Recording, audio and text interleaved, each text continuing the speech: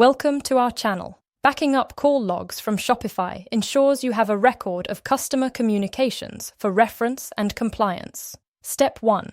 Log in to your Shopify admin dashboard.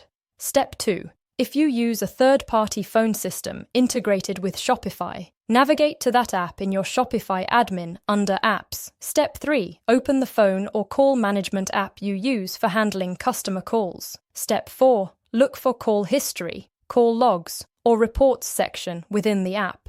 Step 5. Select the date range for the call logs you want to back up. Step 6. Click on Export or Download to save the call logs as a CSV or PDF file. Step 7. Save the exported file to your computer or cloud storage service for safekeeping. Step 8.